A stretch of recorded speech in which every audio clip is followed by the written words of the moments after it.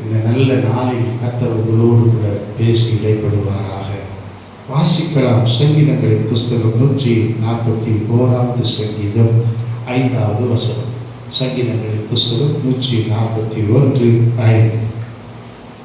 கொஞ்சம் வேகமா.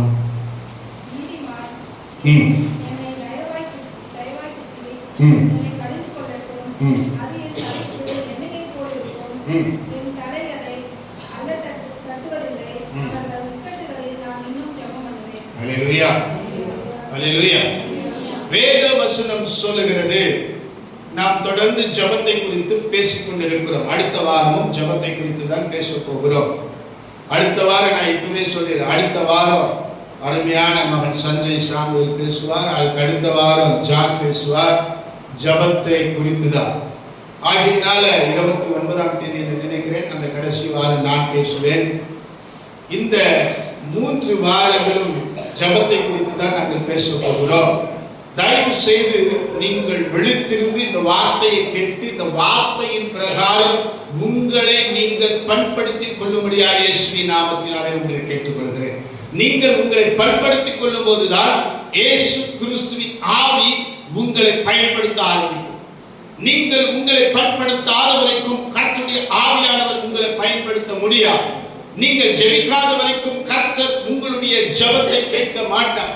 நீங்கள் கர்த்தருடைய வார்த்தைக்கு கீழ்ப்படியாத வரைக்கும் கர்த்தர் உங்களுக்கு செய்ய வேண்டிய நன்மையை அவர் கீழே இறங்கி வந்து செய்ய மாட்டார். இயேசுவின் நாமத்தினாலே நான் உங்களை அன்பாய் கேட்கிறேன். எனக்கு பிரியமான என் அன்பு தேவச்சனமே, வேதவசனம் சொல்கிறது, நீதிமான் என்னை தயவாய் குட்டி என்னை கடிந்து கொள்ளட்டும். நல்ல கவனிக்கணும். நீதிமான் என்று இருக்கிற தேவ மனிதர்களாக இருக்கலாம் அல்லது தேவ ஊழியர்களாக இருக்கலாம். அவர்கள் நான் சரியான பாதையிலே போக வேண்டும் என்று என்னை கடிந்து கொண்டார். கொட்டுறதுன்னா இப்படி இல்லை. அவர்கள் உங்களை கடிந்து கொண்டால் அந்த வார்த்தை சொல்லுது, அது என் தலைக்கு எண்ணெயை போல் இருக்கும். சில பிள்ளைங்களுக்கு தலைக்கு எண்ணெய் வையினா வைக்காதுங்க. அப்புறம் சீக்கிரத்துல என்ன மாதிரி சொட்ட வந்துடும். நல்லா கவனிச்சுங்க. சில நேரங்களிலே ஊழியர்களாகட்டும் அல்லது கர்த்தருடைய வார்த்தை சொல்லுகிறதை சொல்லும் போது இப்படி எல்லாம் யாருன்னா இருப்பாங்களா, இதெல்லாம் நடக்குமா, இதெல்லாம் செய்ய முடியுமா அப்படின்னு நம்ம சொல்றோம் பாருங்க. இதுல இருந்து தயவு செய்து வெளியே வந்துருங்க இயேசுவின் நாமத்தினால். வேதம் நான் சொல்லல, அவர்கள் என்னை தயவாக கொட்டினா அது என் தலைக்கு அபிஷேகம் என்று சொல்லப்படுகிறது. அவர்கள் கடிந்து கொள்ளுதல் என் தலைக்கு அபிஷேகம். ஆமென், அல்லேலூயா. இன்னைக்கு ஊழியர்களோ நீதிமான்களோ கர்த்தருடைய பரிசுத்தவான்களோ ஏதோ ஒன்று சொல்லிட்டா நமக்கு ஒரு மூர்க்கமான ஒரு கோபம் வரும். ஆமா, அப்படி ரொம்ப யோகியம். இன்னைக்கு நான் ஒரு யோகி மாதிரியே பேசுறேன். இவருக்கு கதை நமக்கு தெரியாது, இவ கதை நமக்கு தெரியாது. இவர் என்னவோ இன்னைக்கு ரொம்ப அப்படியே ஓவரா பேசுறாரு, ஓவரா பில்டப் காட்டுறாரு. ஐயா அம்மா, ஓவரா பில்டப் காட்டுறது எங்க வாழ்க்கை நல்லா இருக்கணும்ன்றதுக்காக இல்ல, உங்களுடைய சந்ததிகள் நல்லா இருக்கணும். ஹல்லேலூயா, ஹல்லேலூயா. உண்மையிலே சொல்றேன், நாங்கள் கடிந்து கொண்டாலும் அல்லது நாங்கள் புத்தி சொன்னாலும் எங்களுடைய வாழ்க்கை மேம்படுத்துவதற்காக அல்ல, அல்லது நாங்கள் கார்ல போறதுக்காக அல்ல, நாங்கள் பங்களா கட்டுறதுக்காக அல்ல. உங்களுடைய சந்ததிகள் ஆசீர்வதிக்கப்பட வேண்டும். ஹல்லேலூயா, ஹல்லேலூயா. நல்லா கவனிச்சு பாருங்க. அன்னைக்கு கூகுள் மேப் தானே, கரெக்டா தானே சொல்றேன். கூகுள் மேப் அன்னைக்கு இல்ல, செக்மெண்ட் டவர் அன்னைக்கு இல்ல, ஆண்ட்ராய்டு மொபைல் அன்னைக்கு இல்ல. ஆனா ஆபிரகாம் என்ற ஒரு தேவ மனிதன் கர்த்தர் சொன்ன வார்த்தையை கேட்டு கீழ்ப்படிந்து கர்த்தர் போடு காட்டின தேசம் அல்லது போடு சொல்ற ஊரு வெளியாகிறான் கர்த்தாகிறான் தெரியாது. ஆனா அவர் பாட்டு கிளம்பி வந்தார். ஆகினால்தான் இன்னைக்கு ஆபிரகாமின் சந்ததியாக கர்த்தர் உன்னை என்னை ஆசீர்வதித்து வைத்திருக்கிறார். அல்லேலூயா. அந்த கீழ்ப்படிதலை கர்த்தர் இன்றைக்கு இயேசுவின் அற்புத சுவிசேஷ சபையில் அல்லது இந்த வார்த்தைகளை கேட்க போகிற அல்லது கேட்டுக் கொண்டிருக்கிற வாழ்க்கையில செய்ய வேண்டும் என்று தேவன் விரும்புகிறார். அல்லேலூயா, அல்லேலூயா, அல்லேலூயா. அப்ப நீதிமான் உனக்கு புத்தி சொல்லும் போது நீ கடிந்து கொள்ளுதலை நீ அள்ள தட்டினா உனக்கு மேல அபிஷேகம் வரப்போவது இல்லை. அதை நீ ஏற்றுக்கொள். உன் மேல ஒரு அபிஷேகத்தை கர்த்தர் வைப்பார். ஆமென். அடுத்தது அந்த வார்த்தை சொல்லுது பாருங்க, என் தலை அதை அல்ல தட்டுவதில்லை, அவர்கள் இக்கட்டுகளிலே நான் இன்னும் சபிப்பேன். என்ன அப்படி பேசினார் இல்ல, என்ன அப்படி சொன்னார் இல்ல, ஆண்டவர் கொடுத்தாரு. அவர்கள் இக்கட்டுகளிலே அவர்களுக்காக நீங்க ஜெபம் பண்ணணும். ஆமென். அல்லேலூயா. இதுவரைக்கும் பல முறை நான் சொல்லிட்டேன், வராதவங்களுக்கு போன் பண்ணி பேசுங்கன்னு பேசியிருக்கிறோமா? சண்டே சர்வீஸ்க்கு வரல போன் பண்ணி பேசுங்க பேசியிருக்கிறோமா? இங்க ஒரு அம்மா அப்படியே தலை குனிஞ்சி உட்காந்துக்கிறாங்க, எங்க அவங்கள பற்றி அடுத்து கேட்டணும் கட்டாயம் கேட்டேன். சொன்னியா? சொல்லல. ஏன் சொல்லல? ஏன் சொல்லல? ஆண்டவர் என்னை வைத்திருப்பதின் நோக்கம் உங்களுடைய வாழ்க்கையில ஆறுதலை கொண்டு வரணும், அல்லது உங்களுடைய வாழ்க்கையில ஆசீர்வாதத்தை கொண்டு வரணும் அப்படின்னு அந்த ஆசாரிய ஊழியத்தை கர்த்தர் என்ன நம்பி தந்திருக்கிறார். ஆமென். அல்லேலூயா. நல்லா கவனிச்சு பாருங்க. நிறைய பேர் சொல்லுவாங்க 99 ஆடு அவருக்கு தேவையில்லை, ஒரு ஆடு 99 அவருக்கு தேவைதான், ஆனா காணாம போன ஒரு ஆடு அவருக்கு முக்கியமா தேவை. ஆமென். 99 ஆட்டை அப்படியே விட்டு போயிட்டாரு, விட்டலாம் போல. அதுக்கு வேண்டியதை பாதுகாப்ப தேவதூதன் கட்டளையிட்டு தான் ஆண்டவர் போயிருப்பார். ஆமென். அல்லேலூயா. இயேசு கிறிஸ்து மகா ஞானம் உள்ள தேவனுங்க, அதனாலதான் நம்மளை இவ்வளவு அழகா சிருஷ்டித்திருக்கிறார். ஆமென். அல்லேலூயா. நல்ல கவனிங்க. உங்களுடைய இக்கட்டுகளிலே ஜெபிப்பதற்கு, அல்லது உங்களுடைய ஊழியக்காரனுடைய இக்கட்டிலே ஜெபிப்பதற்கு, அல்லது சபைக்கு வருகிற நான் இன்னொன்னு நான் உங்களுக்கு தெளிவா சொல்றேன். நீதிமன்றம் வெறும் ஊழியக்காரன் மாத்திரம் நீதிமன்றம் நினைச்சுக்காதீங்க. இயேசுவின் ரத்தத்தினால் கழுவப்பட்ட அத்தனை பேரும் நீதிமான்கள். அல்லேலூயா. அல்லேலூயா. உனக்கு விரோதமா ஒரு விசுவாசி பேசிட்டா, உனக்கு விரோதமா ஒரு அடுத்த விசுவாசி ஒன்று பேசிட்டா, நீங்க என்ன பண்ணுங்க? அவர்களுடைய இக்கட்டுகளுக்காக, அவர்களுக்காக நீங்க ஜெபம் பண்ண ஆரம்பிங்க. ஆமென். அல்லேலூயா. நான் இப்படி சொல்றேனே, மா ஸ்வேதா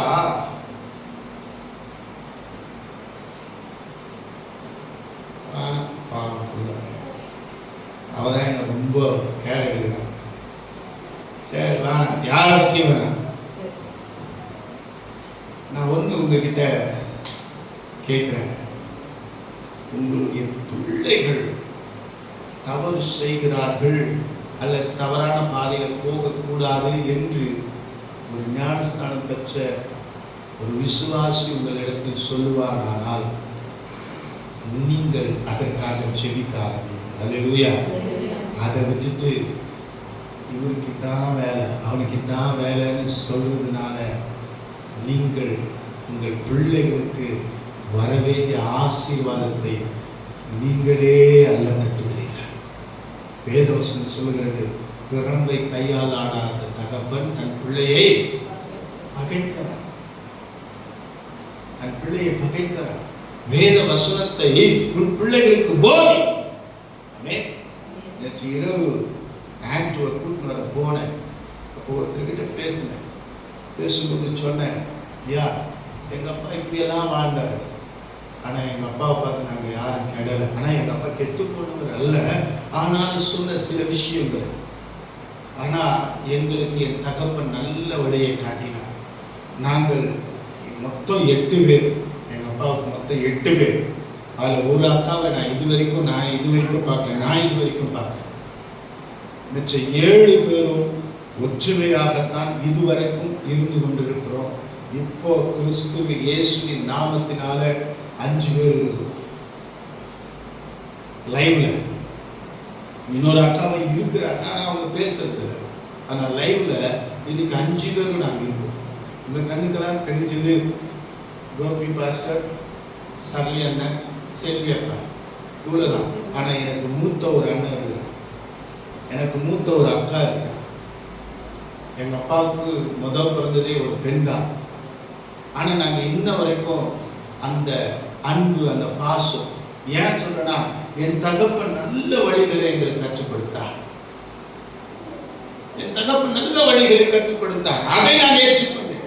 அவர் தீமையான தங்க புஷ்பம் புகழைய போட்டதை நான் எடுத்துக்கல, அல்லது அவ வேற எதுவும் போடலன்னு நினைக்கிறேன், ஆன்ஸ் போட்டாரு, அப்புறமா கடைசி அந்த தங்க புஷ்பம் புகழை கிடைக்கல, அதை நான் போடல. எங்க அப்பா பார்த்து நான் சரக்கெல்லாம் அடிக்கல, ஏன்னா எங்க அப்பா குடிக்கிறது எங்களுக்கு தெரியாது. அவ்வளவு ஒரு நேர்த்தியான ஒரு மனுஷன். ஆனால் மதிக்கும் போது நான் யோசிக்கிறேன், எனக்கு கூட அந்த சாவெல்லாம் கிடைக்குமா அப்படின்னு யோசிக்கிறேன். ஜெபம் பண்ணிவிட்டு ஆமென்னு சொல்லி வாயை திறந்து தன்னுடைய ஜீவனை விட்டார். நான் ஏன் என் தகப்பனை குறித்து நான் பெருமையா பேசல. சில நேரம் நாம அவங்க அப்படி இவங்க இப்படி இவங்க இப்படி இவங்க இப்படி பேசிய நமக்கு வர வேண்டிய ஆசீர்வாதத்தை இழந்து போகிறோம், அந்த அபிஷேகத்தை இழந்து போகிறோம். வேதம் சொல்லுது, நான் அதை அல்ல தட்டுவதில்லை, அது என் தலைக்கு அபிஷேகம், இன்னும் நான் அவர்களுடைய இக்கத்திலே ஜெபம் பண்ணுவேன். வேகமாக அடுத்தது மத்திய எழுதின சுவிசேஷம் 5ஆம் அதிகாரம் 44வது வசனம் சொல்லுது, நான் உங்களுக்கு சொல்லுகிறேன், உங்கள் சத்துருக்களை சிநேகியுங்கள், உங்களை சபிக்கிறவர்களை ஆசீர்வதியுங்கள், உங்களை பகைக்கிறவர்களுக்கு நன்மை செய்யுங்கள், உங்களை நிந்திக்கிறவர்களுக்காகவும் உங்களை துன்பப்படுத்துகிறவர்களுக்காகவும் ஜெபம் பண்ணுங்கள். இதுதான் ரொம்ப கஷ்டம். எதுதான்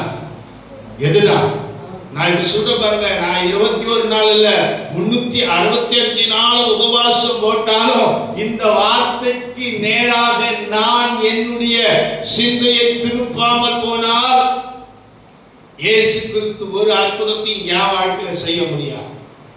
நான் சொல்லல, வேதம் சொல்லுது, நான் உங்களுக்கு சொல்லுகிறேன், இயேசு உங்களுக்கு சொல்லுகிறார், நான் சொல்லல. இயேசு அப்படிதான் தன்னுடைய சீஷர்களுக்கு இந்த 5ஆம் அதிகாரத்தில் சொல்லிக் கொடுத்தார்.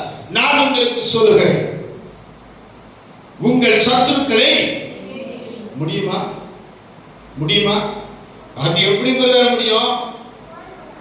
நான் சொல்றேன், அது எப்படி கர்த்தர் உங்களை ஆசீர்வதிப்பாரு? அது எப்படி கர்த்தர் உங்களுடைய ஜெபத்தை கேட்பாரு? எப்படி சொல்வது கர்த்தர் உன் ஜெபத்தை கேட்பாரு? உன் சத்துருவை சிநேகிக்க முடியல, இயேசு சொன்ன வார்த்தைக்கு கீழ்ப்படிய முடியலையே. இயேசுவின் நாமத்தினாலே சொல்கிறேன், உங்கள் சத்துருக்களை சிநேகியுங்கள், உங்களை சபிக்கிறவர்களை உன்னை நாசமா போகன்னு சொன்னாங்களா? தைரியமா ஏத்துக்குங்க. நான் சொல்லல, வேதம் சொல்லுது. ஆதியாகமம் 12ஆம் அதிகாரத்துல, உன்னை ஆசீர்வதிக்கிறவர்களை ஆசீர்வதிப்பேன், உன்னை சபிக்கிறவர்களை நீ சபிப்பாய். உன்னை சபிக்கிறவர்களை நான் சபிப்பேன் என்றார். அப்போ உன்னை சபிக்கிறவர்களுக்காக நீ ஜெபம் பண்ணினா ஆசீர்வாதம் கொடுத்தியா? வேதம் சொல்லுது, நான் சொல்ல, உன்னை ஆசீர்வதிக்கிறவர்களை ஆசீர்வதிப்பேன். நீ ஆசீர்வாதத்தின் பாத்திரமா இருக்கிற, நீ ஆசீர்வதிக்கும் போது கர்த்தர் உன்னை ஆசீர்வதிப்பார். காரணம் தெரியுமா?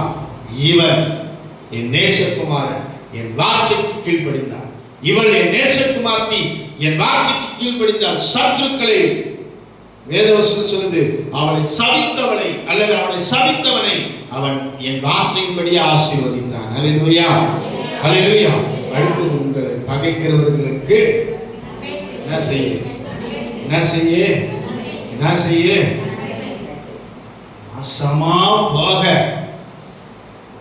என்ன அவன் பகைச்சிட்டான், அதனாலதான் கர்த்தர் அவனை அடிச்சிட்டார். அப்படி மாத்திரம் தயவு செய்து சொல்லாத. சமீபத்தில் ஒரு துக்ககரமான செய்தி என் செவிக்கு எட்டினது. உண்மையா அழுத. ஆண்டவரே, பெற்றோர் செய்த பாவத்திற்கு பிள்ளை தண்டனை அனுபவிக்கணுமா? தகப்பன் செய்த பாவத்திற்கு அந்த பிள்ளை தண்டனை அனுபவிக்கணுமா? ஏன் ஆண்டவரே? மன்னிச்சிடப்பா. ஒருவேளை நான் தவறாக அந்த மனுஷனை குறித்து பேசியிருப்பேனால் எனக்கு மன்னிக்கட்டும் என்று கேட்டேன். உண்மையா சொல்றேன். கர்த்தர் என் இருதயத்திலே சமாதானத்தை கொடுத்தார். எனக்கு பிரியமான என் அன்பு தேவ சொன்னமே, நம்மை பகைக்கிறவர்களை நன்மை செய்யுங்கள், கூடுமானவருக்கு நன்மை செய்யுங்கள். என்னிடத்தில் ஒரு போதகர் கேட்டார், ஐயா, ஒரு குடும்பம் என் சபைக்கு வருகிறார்கள், நான் 1 மாதம் காலம் அமைதியாக இருந்தேன், 2 மாத காலம் அமைதியாக இருந்தேன். ஆனால் இப்போ அவங்கள பார்த்து கேட்ட, நீங்க எங்க இருந்து வரீங்க, எந்த சபையில இருந்து வந்தீங்க அப்படின்னு கேட்டேன். அப்போ அவங்க உங்க பேரை சொல்லி அந்த சபையில இருந்து வந்தேன்னு சொன்னாங்க. நாங்க அவர் சொன்னது, நாங்க அடுத்த சபையிலிருந்து வருகிறவர்களை கொஞ்சம் யோசித்து தான் நாங்கள் உள்ள சேர்ப்போம். அங்கே என்ன நடந்தது, ஏன் இந்த குடும்பம் இங்கே வருகிறார்கள் என்று கேட்டார். நான் சொன்னேன், அந்த ஆத்மா என்ன வேணாலும் பண்ணிருக்கட்டும், இந்த சபையிலிருந்தும் நீங்க வெளியே அனுப்பிட்டா அந்த ஆத்மா பாதாளத்துக்கு போயிடக்கூடாது. ஆகினால தயவு செய்து என்ன நடந்தது என்று கேட்க வேண்டாம், என்ன சூழ்நிலை என்று கேட்க வேண்டாம். ஒன்று நான் உங்களிடத்தில் கேட்கிறேன், அவர்களை கிறிஸ்து இயேசுக்காக வளர்த்து விடுங்கள். அல்லேலூயா, அல்லேலூயா. உண்மையை சொல்றேன், கிறிஸ்து இயேசுக்காக வளர்த்துங்க. அதனால தான் கர்த்தர் என்னை இன்னைக்கு வச்சிருக்கிறார். ஒருவேளை நானும் அவர்களை போல பழைத்திருப்பேன், ஆனால் இந்த இடத்துல நான் நின்றுக்க மாட்டேன், இல்லாம போயிருப்பேன். அல்லேலூயா. உண்மையை சொல்ல, இல்லாம போயிருப்பேன். கர்த்தருடைய வார்த்தையை கேட்டு அதன்படி நடத்தினால் தான் நான் இங்கே நிற்கிறேன். அடுத்தது, உங்களை துன்பப்படுத்துகிறவர்களுக்காக என்ன பண்ணுமா, நிந்தித்தவர்களுக்காக இல்ல, உங்களை நிந்திக்கிறவர்களுக்கும் உங்களை துன்பப்படுத்துகிறவர்களுக்காக என்ன பண்ணுங்க, என்ன பண்ணுங்க. அல்லேலூயா, அல்லேலூயா. சபை விட்டு போன ஜனங்களுக்காக ஜெபம் பண்ணி இருக்கிறோமா? திரும்பி வரணும்ன்றால நான் ஜெபம் பண்ணுங்கன்னு சொல்லுங்க. ஆண்டவரே, அவர்கள் அறியாமல் செய்தாங்க, அவர்களை மன்னிங்க. இயேசு அப்படிதான் ஜெபம் பண்ணார், தெரிஞ்சுதான் செஞ்சாங்க. பரபாசியா இந்த இயேசுவையா யார் உங்களுக்கு விடுதலை ஆக்க வேண்டும்? ஜனங்களுக்கு தெரியாதா இயேசு யாருன்னு தெரியாதா? ஆனாலும் ஜனங்க சொன்னாங்க, இயேசுவை சிலுவையில் அறையுங்கள், பரபாசை விடுதலை செய்யுங்கள் என்றார். அடுத்தது நம்ம போன வாரத்துல பார்த்தோம், ஸ்தேவா அந்த தேவ மனுஷனை கல்லெறிந்து கொல்லுகிறார்கள். அவரும் சொன்னாரு, பிதாவே இவர்களை மன்னிங்க, மன்னிங்க, மன்னிங்க. அவங்க தெரிஞ்சுதான் செய்யறாங்க, ஆனாலும் நம்முடைய ஜெபம் அவர்களை மன்னிக்கட்டும். ஆமென். அவர்கள் வேற சொல்லுது, அவர்களுக்காக ஜெபம் பண்ணுங்கள். அப்படி நாம் ஜெபிக்கும் போதுதான் நாம உண்மையாகவே நீதிமான்கள். ஆமென், அல்லேலூயா. உண்மையாகவே அப்பதான் நம்ம நீதிமான்கள். என்ன கேட்டா நான் இப்படி கூட சொல்லுவேன், வேதத்தில் இருக்கிறது தான், ஆனா அது புறம்பானதா அல்லது அதுல இருக்குதா, அது உண்மையான்னு நான் பேசல. ஒரு வேளை யூதாஸ் காரியர் மனம் கசந்து அழுதார் அப்படின்னு இருக்கு, அதனால கூட ஆண்டவர் அவருக்கு மன்னிப்பு கொடுத்தாலும் கொடுக்கலாம், தெரியாது, நான் ஜட்ஜ் பண்ணல. ஆனா நம்முடைய வாழ்க்கை கேள்விக்குறியா போயிருக்கிறார். மன்னிக்கிற மனப்போக்கம் நமக்கு தேவை. அவர்களுக்காக ஜெபிக்கிறவர்களாக நாம் மாற வேண்டும். அல்லேலூயா, அல்லேலூயா. நாம் ஜெபிக்கிறவர்களாக மாறும்போதுதான் கிறிஸ்துவின் அன்பை தேவன் நம் மூலமா இருந்து வெளிப்படுத்துவார். ஆமென், அல்லேலூயா. ஒரு சில முகங்கள் எல்லாம் என்னை பார்த்த பேசவே பேசாது, சபைக்கு வரவங்க. ஏன்னா நான் என்ன கேள்வி கேட்டுருந்தேன், உண்மைதான், நான் என்ன கேள்வி கேட்டுருவேன், ஏன் சர்ச்சைக்கு வரலன்னு கேட்டுருவேன், இல்லை ஏன் இப்படி ஏன் அப்படின்னு கேட்டுருவேன்னு சொல்லிட்டு பேசவே மாட்டேன். நான் உடனே ஒன்று சொல்லுவேன், ஆண்டவரே இவர்களை ஆசீர்வதியும். அல்லேலூயா. ஆண்டவரே இவர்களை ஆசீர்வதியும். நீங்க அப்படி இயேசுவின் குணாதிசயத்தை நீங்க வெளிப்படுத்த ஆரம்பிங்க. கர்த்தர் உங்களோடு கூட இருக்கிறத உங்க மூலியமாவே ஜனங்களுக்கு வெளிப்படுத்துவார். ஆமென், அல்லேலூயா. சமீபத்தில் ஒரு சிக்கடைக்காரர் என்னை பார்த்து கேட்டார், ஐயா எப்பவுமே அப்படியே சந்தோஷமா இருக்கிறீங்க, எப்படி எப்போ பாரு ஒரு நல்லாவே இருக்கிறீங்க. நான் சொன்னேன், என் இருதயத்தில் 1000 கவலை இருந்தாலும் என் முகத்துக்கு நான் கொண்டு வர மாட்டேன். காரணம் என்னன்னா, என்னை ஒருவர் சாரி எனக்குள்ள ஒருவர் இருக்கிறார், அவர் என்னை நடத்துறார். ஆகினால என் பிரச்சனையை நான் மற்றவங்கிட்ட சொல்லி நான் முகமாட்டா வச்சிருக்க மாட்டேன். ஆனா எனக்குள்ள இருக்கிறவர் என்னை இப்படி மகிழ்ச்சியா வச்சிருக்கிறார். அல்லேலூயா. உங்களை மகிழ்ச்சியா வச்சுக்கணும். கர்த்தருடைய சித்தத்தை செய்தா நீங்க மகிழ்ச்சியா இருப்பீங்க. அடுத்ததாக மத்திய எழுதின சுவிசேஷம் 6ஆம் அதிகாரம் 6வது வசனம் சொல்லுது, நீயோ ஜெபம் பண்ணும்போது அறை வீட்டுக்குள் பிரவேசித்து. எங்க பிரவேசிக்கணும்? எங்க பிரவேசிக்கணும்? அடுத்தது என்ன பண்ணணும்? எதை போட்டணும்? என்ன கதவு? வீட்டு கதவு. வீட்டு கதவை கூட்டுரு உருட்டாமல் போட்டுரு. வீட்டு கதவை உருட்டாமல் போட்டு உள்ள உட்காந்துரும். இங்க ஒரு அறைக்குது. எங்க எல்லாம் சொல்லி பாருங்க, பைபிள் எல்லாம் வச்சிருக்கு. இங்க ஒரு அறை இருக்கு பாருங்க. இந்த அறை கதவை கூட்டணும். அப்பதான் அலைப்பாயும். எது? ஸ்டவ் ஆஃப் பண்ணிட்டனா இந்த பக்கம் பார்த்து ஸ்டவ் ஆஃப் பண்ணிட்டனா, குழம்பு தீஞ்சிடுமா, குழம்புக்கு உப்பு போட்டனா, கருவேப்பிலை போட்டனா, வெங்காயம் போட்டனா, வெள்ளை பூண்டு போட்டனா, இந்த பக்கம் வந்துடுற. அப்பதான் அலைப்பாயம். இப்போ போன் வருமே. எப்போ போன் வருமே? இப்போ போன் வருமே.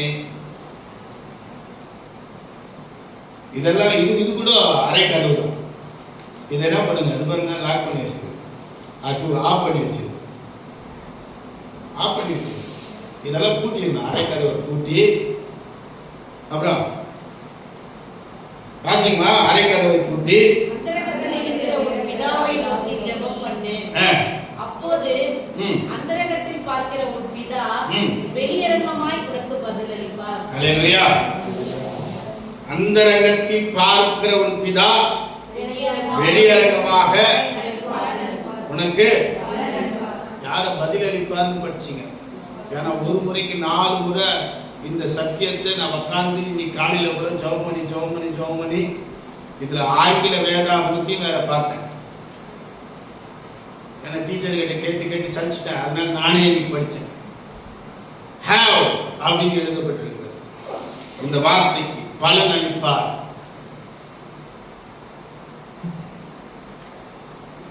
கர்த்தர் he have அப்படின்னு எழுதியிருக்கு இந்த முடிகிற இடத்துல. அவர் நமக்கு பலன் have அப்படின்னா என்னமா? பலன் கொடுப்பார்.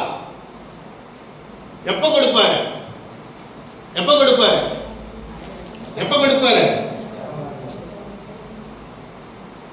அரை கதவை பூட்டி நான் தேவனை நோக்கி நான் ஜெபம் பண்ணும்போது என்னுடைய ஜெபத்துக்கு பிதாவாகிய தேவன் பலன் கொடுக்க வல்லவராயிருக்கிறார். இந்த பிலீவ் இருக்கு. he we why he அப்படினா he தானே. why he he believe. நீ விசுவாசித்து ஜெபிக்கும் போதுதான் அதற்கு பலன் உண்டு. நம்முடைய ஜெபம் எப்படி தெரியுங்களா? விசுவாசம் இல்லாத ஜெபம். குருட்டாட்டமா ஜெபம் பண்ணிருக்கு. இந்த குருட்டாட்ட ஜெபத்துக்காக தான் இதுவரைக்கும் நமக்கு பலன் இல்லை. இன்னைக்கு இயேசுவின் நாமத்தினால எதெல்லாம் கூட்டணுமோ அதெல்லாம் கூட்டிருங்க. ஆமென். வரவே வராதே. அல்லேலூயா. இப்போ சொல்லும் போது தான் வீட்டை கூட்டு வந்தனா இல்லையா அப்படின்னு சொல்லிட்டு யாராவது யோசிக்கணும். அப்படியெல்லாம் இருக்கக்கூடாது. கூட்டிட்டுமா, கர்த்தருடைய தூதரை சொல்லட்டுமா, ஏசப்பா அவருடைய தூதர்களை என் வீட்டுக்கு காவல் வைக்கிற சொல்லிட்டு வந்தேன். கர்த்தர் நிச்சயமாகவே நம்முடைய குடும்பத்தை தாங்குவார். அல்லேலூயா. பாதுகாப்பார். அல்லேலூயா. ஆகினால பலன் அளிக்க அவர் வல்லவராக இருக்கிறார். நமக்கு பலன் கொடுக்க வல்லவர். இங்க நான் திருப்பி படிச்சேங்க. பதில் அளிப்பார் ஏன் இல்ல பலன் இருக்குது. பதில் என்பது வேற, பலன் என்பது வேற. நல்லா கவனிங்க. பதில் என்பது வேற, பலன் என்பது வேற. ஒரு தென்னை மரத்தை வைக்கிறோம், அது பலன் கொடுக்குதுன்னு சொல்லுவாங்க. அது கனி கொடுக்குது அல்லது என்ன கொடுக்குது, தேங்காய் கொடுக்குதுன்னு சொல்ல மாட்டான், பலன். அப்போ உன்னுடைய வாழ்க்கையில நீ கேட்ட பார்த்தீங்களா, இந்த வசனத்துக்கெல்லாம் கீழ்ப்படிஞ்சு வாரக்கதவை கூட்டினா கர்த்தர் பலன் கொடுக்கிறார். ஆமென். உங்களுக்கு புரியலன்னு நினைக்கிறேன். உங்களுக்கு புரிஞ்சுச்சா புரியலையா? புரியுதா? 3 பேர் மட்டும்தான் இந்த வார்த்தைக்கு சிரிக்கிறாங்க. ஏன்னா அவங்களுக்கு புரிஞ்சிச்சு. ஐயா, பூமியில நடும்போது எத்தனை அந்த இளநீர், அதான் தேங்காய் பண்ணிக்கிறோம், தேங்காய் வைக்கிறோம். பலன் கொடுக்கும்போது நிறைய மிகுதியா. அல்லேலூயா. நன்றி கெட்ட மானிடரே, புரிஞ்சுக்கங்க. நீ கேட்டது ஒண்ணா இருக்கும், ஆனா கர்த்தர் உன்னுடைய தேவைகள் முழுவதையும் அவர் சந்திக்க வல்லவராய் இருக்கிறார். ஆமென். அல்லேலூயா. புரியுதா? பலன் அப்படின்னா நீ கேட்க மறந்துட்டலாம் இருக்க பாருங்க, அல்லது உன்னுடைய தேவைகள் நிறைய இருக்க பாருங்க, அதெல்லாம் தேவன் உனக்கு அற்புதமாக அதிசயமாக என் பிள்ளை என் வார்த்தையை நம்பி அவன் அறக்கதவை பூட்டி என் சமூகத்தில் அமர்ந்து ஜோம் பண்ணதுனால என் பிள்ளைக்கு இந்தா. ஆமென். நான் பைபிள்ல ஆதாரத்தோடு தான் பேசுறேன். ஒரு மனுஷன் கோடாரியை கொண்டு போய் ஆற்றங்கரை அருகே மரத்தை வெட்டுகிறான். மரத்தை வெட்டும் போது கோடாரி விழுந்து போனது. அவன் உண்மையுள்ள ஒரு மனுஷன். தேவ தூதன் இறங்கி வருகிறார், ஒரு மரத்தை அங்கே போடுகிறார். எத்தனையோ கோடாரி இதுவான்னு கேட்கும் போது இதெல்லாம் இல்லை. அப்பொருடைய உண்மையுள்ள ஒரு கோடாரி வருகிறது. அதை பார்த்து இதுதான் அப்படின்னு சொல்லும் போது இதெல்லாம் உனக்குதான், இத்தனை எடுத்துன்னு போகணும். அல்லேலூயா. அல்லேலூயா. 5 அப்பம், எத்தனை மீனுங்க? அர்த்தமே இல்லையே, அர்த்தமே இல்லையே. எத்தனை பேர் சாப்பிட்டாங்க? நான் பார்த்தேன். ஏறக்குறைய 5000 ஆம்பளைங்க எனக்கு ஏறக்குறைய. அப்போ விதைத்தது எவ்வளோ? 5 அப்பம் 2 மீன். காணிக்கையை சொல்ல மாட்டாங்க. சிறுக விதைத்தால் சிறுக அறுப்பீர்கள், பெருக விதைத்தால் பெருக அறுப்பீர்கள் என்ற காணிக்கை குறித்து நான் பேசல. உன்னுடைய ஜெபம், இந்த விசுவாசம், நம்பிக்கை எப்படிப்பட்டது? ஆமென். உண்மையா இந்த வார்த்தைக்கு கீழ்ப்படிந்து நீ ஜெபிக்க ஆரம்பிச்சுட்டேன்னு வச்சுக்கோங்க, உன் வாழ்க்கையில கர்த்தர் ஜெயத்தை தருவார். அதுக்குண்டான பலனை நீ அனுபவிப்பாய். ஆமென். மனுஷன் கொடுக்கிற பலன் எல்லாம் கொஞ்ச நாளைக்கு தான், தேவன் கொடுத்தா பலன் மிகுதியாயிருக்கும். மனுஷனுடைய ஆசீர்வாதம் ஒண்ணுமே நமக்கு, தேவன் ஆசீர்வதித்தா அந்த ஆசீர்வாதம் நிலைத்து நிற்கும். அடுத்தது கொஞ்சம் வேகமா போயிடலாம். மார்க் எழுதின சுவிசேஷம் 11ஆம் அதிகாரம் 24வது வசனம் சொல்கிறது, ஆதலால் நீங்கள் ஜெபம் பண்ணும் பொழுது எவைகளை கேட்கிறீர்களோ, இல்ல இந்த இடத்துல நின்றுங்க, எவைகளை எவைகளை எவைகளை நீங்க ஜெபம் பண்ணும்போது எவைகளை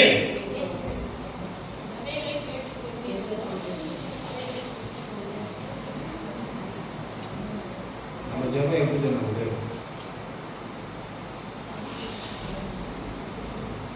பிச்சைக்காரா வாங்கி எடுத்த மாதிரி ஜெபம். நம்ம ஜெபம் பிச்சைக்காரன் வாங்கி எடுத்த ஜெபம். ஆண்டவரே அதை தர, இதை தர, இதை தர, அதை தர, அதை தர, இதை தர, இதை தர, அதை தர, அதை தர, இதை தர, இஷ்டத்துக்கும் கேட்கிறது. அவர் எத்தனை தருவார்? இங்க வேதவசனம் சொல்லுகிறது, நீங்கள் ஆதலால் நீங்கள் ஜெபம் பண்ணும் போது எவைகளை கேட்கிறீர்களோ அவைகளை பெற்றுக் கொள்வோம். கேட்கறது கரெக்டா இருக்கு. ஏ கருத்து பி தான், பி கருத்து சி, சி கருத்து ஏன் கருத்து சி இருந்தா என்ன? அந்த கேள்வியெல்லாம் நீ கேட்கக்கூடாது. ஒரு ஃபார்மட் இருக்கு. நீ எதை கேட்கணுமோ அதை கேளு. ஆண்டவர் நான் கேட்கிறேன், ஆண்டவரே எனக்கு ஒரு 5 கோடி ரூபாய் தாப்பா அப்படின்னு நான் கேட்கறேன்னு வச்சுக்கல, ஆண்டவர் கேட்பாரு 5 கோடி வச்சு நீ என்னடா பண்ணுவ? உங்கள்கிட்ட 1000 ரூபாய் கொடுத்தாவே அது எப்போ காலி ஆகும்னு நினைக்கிறேன். இதெல்லாம் உனக்கு 5 கோடி கொடுத்தா நீ என்ன பண்ணுவ? நான் என்ன சொல்றேன், ஆண்டவரே நான் வந்து சின்னகம்பட்டில் ஒரு சர்ச்சு, இல்லை அங்கே ஒரு சர்ச்சு, இங்கே ஒரு சர்ச்சு, என்னெல்லாம் இப்படியெல்லாம் சொல்லிட்டாங்க ஆண்டவரே, அதனால அங்கங்க நான் சபையை எழுப்பி அங்கங்க ஊழியக்காரன் உண்டாக்கி, முதல்ல உள்ளூர்ல ஓணாம்புறா, ஏன்டா வெளியூர்ல போய் காத்திப்பிக்கிற? உள்ளூர்ல ஓணாம்புடி. நான் கெட்டதுக்கு காரணம் யார் தெரியுமா? நான் கெட்டதுக்கு காரணம் யார் தெரியுமா? நான் கெட்டதுக்கு காரணம் நான் தான். உண்மைதான் சொல்றேன். நான் கெட்டதுக்கு காரணம் நான் தான். நான் கெட்டதுக்கு காரணம் அந்த பிரதர். நான் கெட்டதுக்காரன் இந்த sister. No no no no, நான் கெட்டதுக்காரன் நான் தான். ஏன்னா ஆண்டவருடைய வார்த்தை இப்படி சொல்லிச்சு. அதனால ஐயோ மேற்பண்ணில்லாத ஆடுகளா இருக்கு. ஆண்டவர் அந்த ஆடை இந்த சபையில கொடுக்கல. ஆனா நான் நினைச்சுக்கிட்டோம், ஐயோ மேற்பண்ணில்லாத ஆடாச்சு. டேய் நீ கத்த முடிய பாடுறா. பழமொழி போயிடும். ஓரா முடிய ஊட்டி வளர்த்தா தாங்குள்ள தானா வளர வச்சுக்கும் ஆப்பு. ஆப்புள்ள தாங்குள்ளையும் வைக்க ஆப்பு, ஊரா முடியும் வைக்க ஆப்பு. ஆகையினால தயவு செய்து வேதம் சொல்லுகிறபடி நடங்க. நீங்க ஜெபம் பண்ணும்போது எவைகளை கேட்கிறீர்களோ அவைகளை பெற்றுக்கொள்ளுவோம் என்று விசுவாசிகள். அப்பொழுது அவைகள் உங்களுக்கு உண்டாகும் என்று சொல்லுகிறேன். ஆமென். அப்பதான் நடக்கும். எவைகளை இதுதான் உண்டாகும். நம்ம நல்லா கவனிக்கணும். இந்த இடம் தான் மன்னிக்கணும். நான் வந்து மத்திய 6:6 சொல்லிட்டேன். இதுதான் மத்திய 6:6. மார்க் 11:24 இதுல தான் உண்டாகும் என்ற வார்த்தை ஹேவ் அப்படின்னு எழுதிருக்கு. கரெக்ட். அப்போ நமக்காக தேவன் உண்டாக்கி வைத்திருக்கிறார்.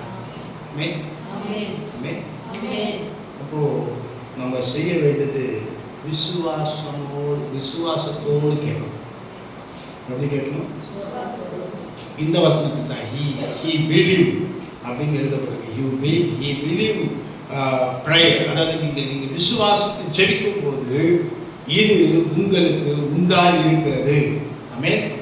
இங்க உண்டாகும் என்று சொன்னார். ஆனா வேதம் சொல்லுகிறது அந்த ஆங்கில வேதத்தில் உண்டாகி இருக்கிறது என்று கர்த்தர் சொல்லுகிறார். அப்ப நீ கேட்கும்போது உனக்கு எல்லாம் உண்டாகி இருக்கிறது. ஆமென். எப்படி கேட்கணும்னா விசுவாசத்தோடு கேட்கணும். நடக்குமா நடக்காது, கிடைக்குமா கிடைக்காது, எழுதி போடலாம். அந்த அந்த சூஸ் த சாய்ஸா அதான் நம்ம பாக்ஸ் மாதிரி இருக்கும். அதில் வருது வரல இங்கி பிங்கி வாங்கி எங்கள் அப்பா பேர் டேங்கிக்கு ஏதோ ஒன்று டிக் பண்ணிடுது.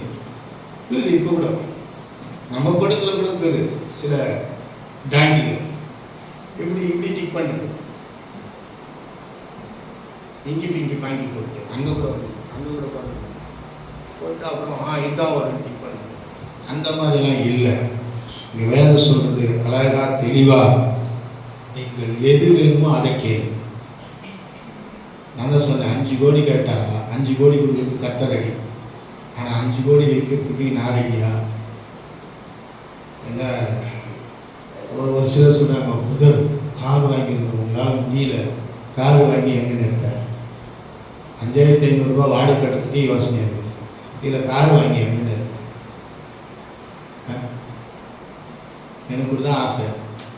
விநாயகர் நிக்கோலஸ் கூட தான் கார் ஓட்டுறாரு, நாம் ஏன் ஓட்ட முடியலன்ட்டு. ஓட்டினா தான் தெரியும் ஹைவேல போதா ஆர்வேல போதா.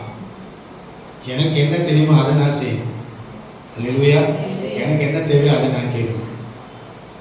அதை விட்டு சஞ்சய் போட்டு இருக்கிற சட்டம் மாதிரி போல அவனுக்கு தப்பு இல்லை. ஆனால் அது மேலே நல்லா இருக்குது அது பாவம். அப்படி நல்லா இருக்குதுன்னா பாவம். எனக்கு என்ன தேவையோ அதை கேட்டு நான் பெற்றுக்கொள்கிறவனாய் மாறும். ஆமென். அடுத்ததாக லூக்கா 6:12 சொல்லுகிறது, அந்நாட்களிலே அவர் ஜெபம் பண்ணும்படி ஒரு மலையின் மேல் ஏறி ரா முழுவதும் தேவனை நோக்கி ஜெபம் பண்ணி கொண்டு இருந்தார். அல்லேலூயா. பார்சம்பட்டிலிருந்து ஜெயமாதா நகர் வரவே, சின்ன தொலைமட்டிலிருந்து ஜெயமாதா நகர் வரவே, அல்லது சுனாமி கால்வாயிலிருந்து ஜெயமாதா நகருக்கு வரவே, அல்லது பின்னாடி தெருவில் இருந்துக்கிட்டு சபைக்கு முன்னாடி தெருக்கு வரவே நம்ம டைம் பார்க்குறோம், நேரத்தை பார்க்குறோம். நான் இன்னைக்கு காலையில் சொல்லியிருந்தால் மேலே அந்த சஞ்சய் காது கேட்டுச்சேன்னு தெரியல. இப்போ பாரு, நான் மைக் எடுப்பேன், அப்போ தான் ஒருத்தர் அவங்க வீட்டிலேருந்து வெளியே வருவாங்க. அதே மாதிரி வந்து மேலே ஏறி நின்று மைக் எடுத்து ஜெபிக்க ஆரம்பிச்சோடனே வந்தாங்க சந்தில். ஏன்னா அவங்களுக்கு தெரியும் எப்போ மைக்க கோபி பாஸ்டர் எடுக்கிறாரோ அப்போ போனா போதும். ஏன்னா அதுக்கு முன்னாடி வந்த பாம்பு பண்ணி கொத்தும். உங்க ஆண்டி தான், வேற யாருக்கோ ஊருக்கு பிரசங்கம் பண்ணுகிறேன்னு திரும்பி பார்க்கணுங்கிறாங்க. இந்த லெவலெல்லாம் மாத்திக்கிங்க இயேசுவின் நாமத்துல. அல்லேலூயா. நீங்க இயேசுவின் பிள்ளையா? எத்தனை பேர் இயேசுவின் பிள்ளைன்னு சொல்லி கையை தூக்குறாங்க? இயேசுவின் பிள்ளை. நான் ஏசப்பாவுக்கு பிள்ளை.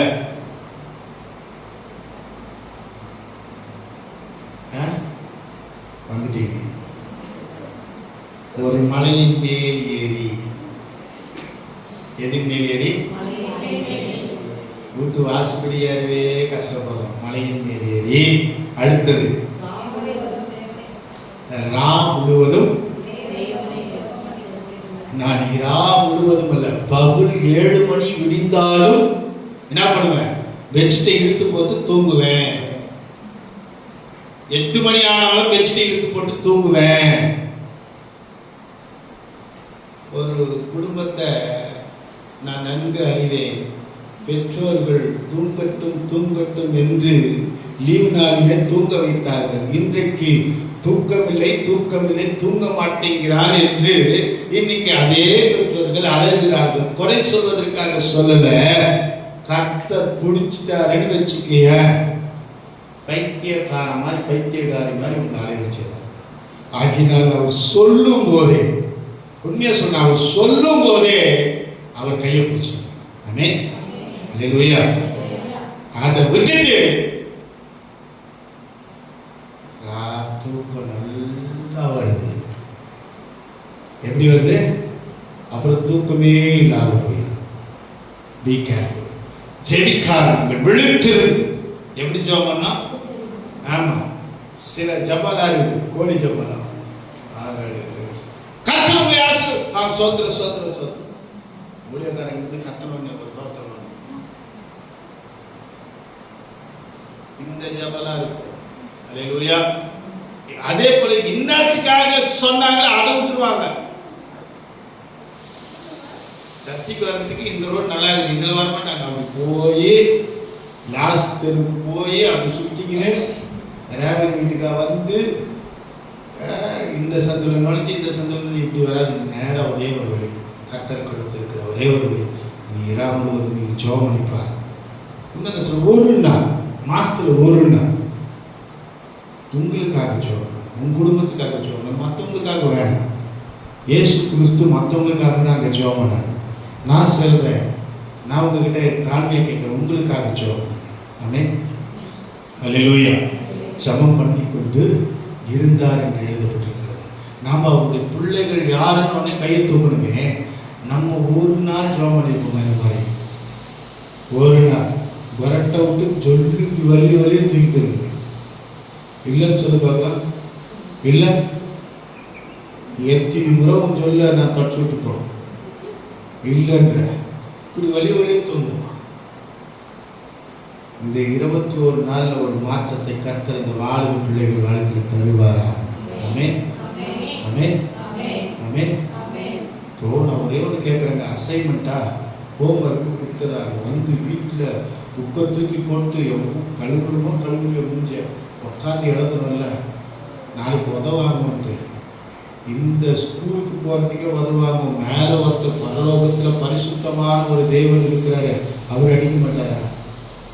ஜெபிக்கணும்னா அவர் அடிக்க மாட்டாரா? ஆமா, ஹோம்ஒர்க் பண்ணலன்னா அவர் அடிக்க மாட்டாரா? கேட்குறேன், ஹோம்ஒர்க் பண்ணலன்னா ஐயா ஏசுனாங்க அடிக்க மாட்டாரு. உண்மையா ஏசுனாங்க அடிக்க மாட்டாருன்னு ஜனங்க நம்புறாங்க. அவர் வந்து அன்பானவர் தான். ஆனா அதே சமயம் அவர் யாருங்க? பட்சிக்கிற அக்கினி பத்திரம் இல்லைங்க, இன்னொன்று இருக்குது. அவரு நீதி உள்ள. அங்க வந்து ஆண்டவரே, ஞாயிற்றுக்கிழமை முதல் வாரத்திலே எங்கள் அப்பாவுக்கு முட்டையிலே தோல் உரித்து கொடுத்தேன், வெங்காயம் அறிந்து கொடுத்தேன், தக்காளி அறிந்து கொடுத்தேன், சோறாக்கி கொடுத்தேன், சூடெல்லாம் வைத்து கொண்டேன், அரிசி கொட்டினேன், அரிசி கழுவினேன், பீன்ஸ் கட் பண்ணி கொடுத்தேன். இதெல்லாம் ஆண்டவர் பார்க்கவே மாட்டார். ஆண்டவரே 12 மணி ஆயும் சஞ்சய் என்ன போய் சாப்பிடுன்னு சொல்லவே இல்லை, ஆகினால் நான் பசியிலேயே சாப்பாடு திட்டிக்கினே போட்டு வந்தேன் ஆண்டவரேன்னு சொன்னாலும் ஆண்டவர் அங்கே கேட்க மாட்டார். எல்லாம் கவனிக்கிறோம். நீ ஆண்டவருடைய பிள்ளைடா, நீ எழுத்திருந்து ஜெபிக்க வேண்டியது அவசியம். ஆமென். அடுத்ததாக 1 பேதுரு 4ஆம் அதிகாரம் 7வது வசனம் சொல்கிறது, எல்லாவற்றுக்கும் முடிவு சமீபமாயிற்று, ஆகையால் தெளிந்த புத்தி உள்ளவர்களாய் ஜெபம் பண்ணுவதற்கு ஜாக்கிரதை உள்ளவர்களாய் இருக்க. ஆமென். என்ன புத்தி வேணும்? தெளிந்த புத்தி. தெளிந்த புத்தி உள்ளவர்களாய் ஜெபத்திலே ஜாக்கிரதையாய், ஜெபம் பண்ணுவதிலே ஜாக்கிரதையாய், தெளிந்த புத்தியோடு ஜெபம் பண்ணுவதிலே ஜாக்கிரதை. கடைசியாக ஒரு வார்த்தை நான் சொல்லி நான் முடிக்கிறேன். நீங்களோ, யூதா 1:20 சொல்கிறது, நீங்களோ பிரியமானவர்களே, உங்கள் மகா பரிசுத்தமான விசுவாசத்தின் மேல் உங்களை உறுதிப்படுத்திக் கொண்டு எதிர ஜெபம் பண்ணோம். கடைசியா நான் சொல்லி முடிக்கிறேன். யூதா 1:20 எதிர ஜெபம் பண்ணோம்? எதுக்குள்ள? கொட்டாவிக்குள்ள இல்ல, நித்திரை ஆவிக்குள் அல்ல. எந்த ஆவில ஜெபம் பண்ணோம்? எந்த ஆவில ஜெபம் பண்ணோம்? இயேசு கிறிஸ்துவானவர் ஞான ஸ்நானம் பெற்று பரிசுத்த ஆவியானவரால் ஜெபம் பண்ணும்படியாய் அவர் மலைக்கு கொண்டு செல்லப்பட்டார். அதுக்கு பிற்பாடுதான் பிசாசானும் சோதிக்க வந்தார். நீ ஜெபம் பண்ணும்போது உன் ஆவில உன் பலத்துல ஜெபம் பண்ணாத. இயேசுவின் நாமத்தினாலே நான் இன்றைக்கு சபையை உனக்கு சொல்லுகிறேன், நீ பரிசுத்த ஆவியில் நிறைந்தவனாய், நீ பரிசுத்த ஆவியில் நிறைந்தவனாய் ஜெபம் பண்ணு. ஆமென். ஹல்லேலூயா. அப்போ உனக்கும் ஆவியின் மண்டலத்துக்கும் ஒரு கனெக்ஷன் உண்டாகுது. அப்போ ஆவியின் மண்டலத்தை உன்னுடைய ஜெபத்தை கேட்கும்படியா என் தேவனுடைய கண்கள் திறந்தவைகளாகும், செவிகள் என்னுடைய தேவனுடைய கண்கள் திறந்தவைகளாக செவிகள் கூர்ந்து கவனிக்கிறவமாய் இருக்கிறது. ஆகையால் எனக்கு பிரியமான தேவச்சனமே, இதுவரைக்கும் நீ எப்படி ஜெபம் பண்ண, என்ன மாதிரி ஜெபம் பண்ண, எதெல்லாம் கேட்டியோ எனக்கு தெரியாது. ஆனா இன்னைக்கு யூதா 1ஆம் அதிகாரம் 20வது வசனத்துல கர்த்தர் உன்னை பார்த்து என்னை பார்த்து சொன்னார், ஆவியிலே ஜெபம் பண்ணுங்க. ஆமென். அல்லேலூயா. கர்த்தர் உங்களை ஆசீர்வதிப்பாராக. எழுந்து நின்று ஹalleluya, ஹalleluya, ஹalleluya. இயேசுவின் நல்ல நாமத்தினால எங்கள் ஜனங்கள் மேல், இந்த சத்தியத்தை கேட்கிற இந்த ஜனங்கள் மேல் ஆவியில் ஜெபிக்கிற ஒரு ஜெப அபிஷேகம் இறங்கும்.